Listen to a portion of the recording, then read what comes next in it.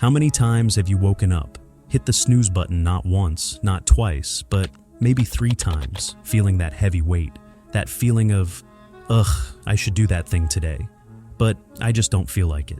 The gym, that work project, cleaning the kitchen, starting that book, learning that new skill. We wait. We wait for that lightning bolt of inspiration, that sudden surge of motivation to strike us. We tell ourselves, once I feel motivated, then I'll start. But days turn into weeks, weeks into months, and that perfect feeling rarely arrives on command. What if I told you we've been looking at motivation entirely backward? What if the secret to consistent motivation wasn't some grand gesture or life overhaul, but a ridiculously simple, tiny hack you can start using right now?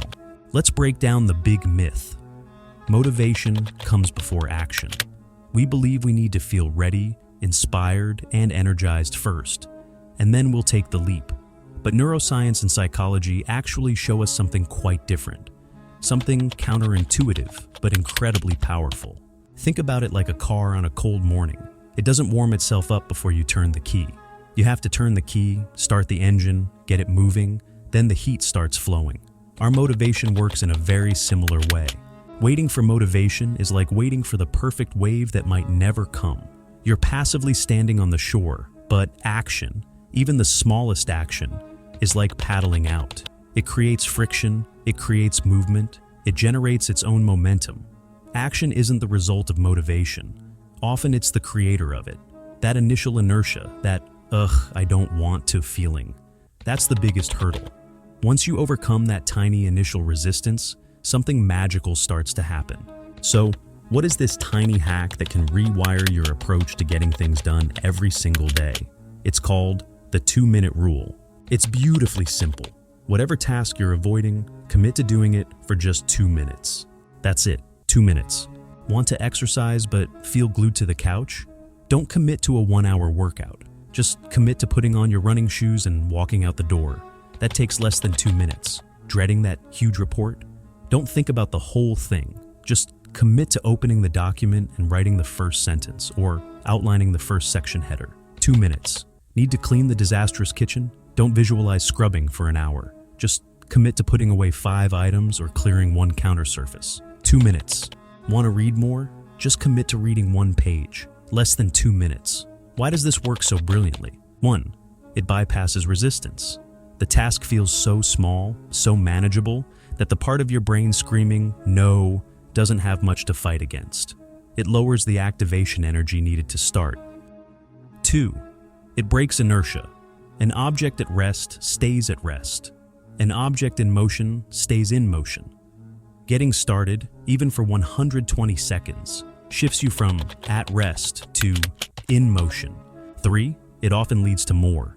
Here's the sneaky magic. Once you've started, once you're doing the thing, it's far easier to continue doing it. After 2 minutes of tidying, you might think, okay, I can do 5 more minutes. After writing 1 sentence, the next one comes easier. You've overcome the hardest part, beginning. Okay, theory is great, but how do you actually weave this into your daily life? First, become a detective of your own delays. Think about it right now. What are those specific things you consistently push off? You know the ones.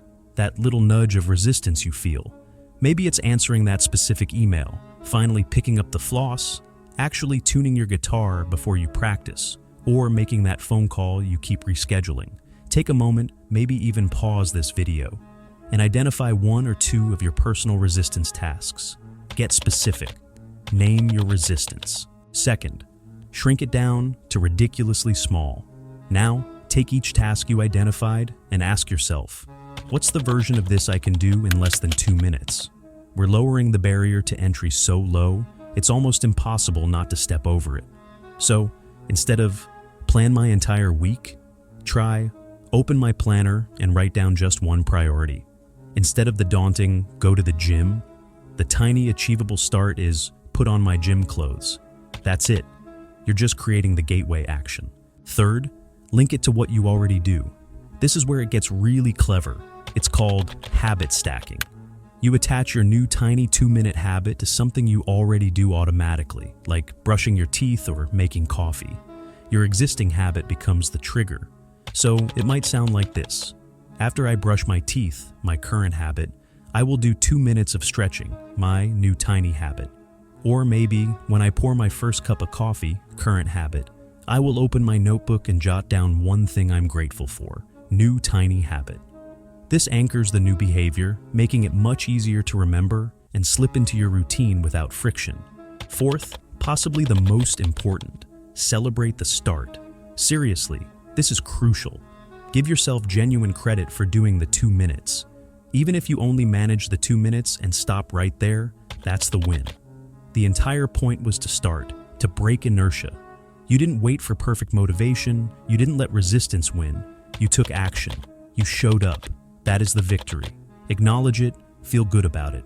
You've broken the chain of inaction for that moment. Anything you do beyond those 2 minutes is purely a bonus, not the main event. The 2-minute rule isn't just about tricking yourself into starting. It's about building a fundamental shift in your identity. You're not aiming for perfection, you're aiming for consistency. Every time you complete your 2 minutes, you cast a vote for being the type of person who shows up. You reinforce the identity of someone who takes action, even when they don't feel like it. These tiny actions, repeated day after day, build incredible momentum. Think of it like compounding interest for your life. Small, consistent deposits of effort yield massive returns over time. The 2 minutes you spend putting on your running shoes today might lead to a 5K race next year.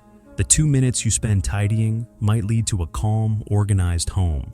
The 2 minutes you spend writing might lead to a finished novel or a thriving blog. It starts small, but it builds. Action genuinely fuels further action, and, yes, eventually, that elusive feeling of motivation starts showing up more often because you're already in motion. Stop waiting for motivation to magically appear. Start generating it yourself, one tiny 2-minute action at a time.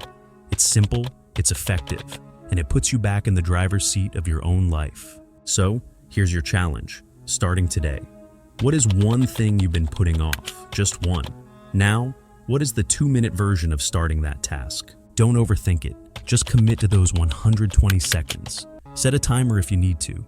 See what happens. You might just surprise yourself. Because the secret to getting motivated every day isn't a giant leap. It's learning how to consistently take that first tiny step.